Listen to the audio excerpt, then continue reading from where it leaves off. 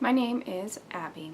I am an ANELDA trained end-of-life doula, and I'd like to take a little time today to talk about Vigil plans.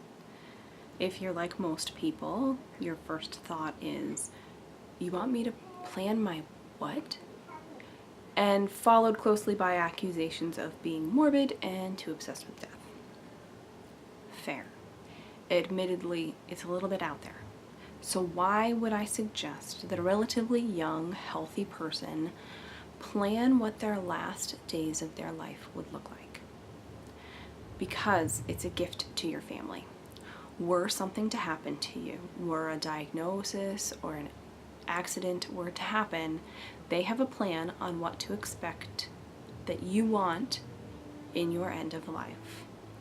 They have a plan to follow, and that will help them with their grief because they will have the comfort of knowing that they provided you with everything that you wanted in your last days.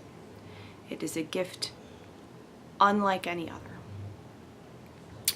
We all have anxiety about our deaths. We know it's going to happen, we don't know when and we don't know how. It's part of being human that we think about our own deaths or the deaths of our loved ones. And to make a plan on what that will look like means that you have taken some control over that anxiety, and it will help bring you a peace that you didn't know was obtainable. It will help you live your best life to rid yourself of this one anxiety that you have. A vigil plan will look as individual as you are. And when death is some abstract, unknown thing at some future point, whether it's a diagnosis or whether it's old age, you have the permission to let your personality shine through this plan.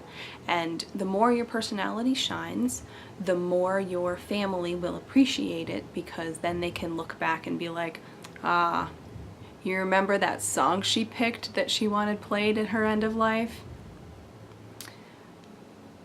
It will help give some personal touch to what could possibly be a very clinical situation.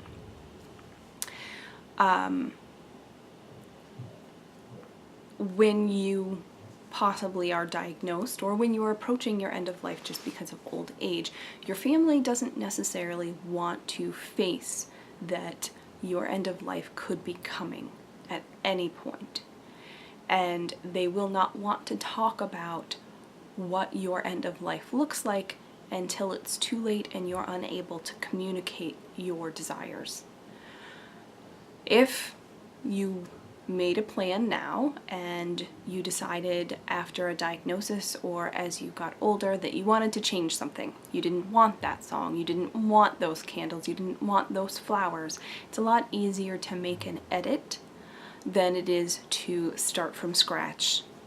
And when you are facing imminent death, it takes a whole lot more emotional fortitude to plan what your last days will look like than it does when it's some abstract future event that will eventually happen for some reason. There's really no reasons not to have a vigil plan. If you'd like to learn more, please visit my website at foldingpapercranes.com, or if you'd like to contact me directly, my email is foldingpapercranes1@hotmail.com. Thank you for your time.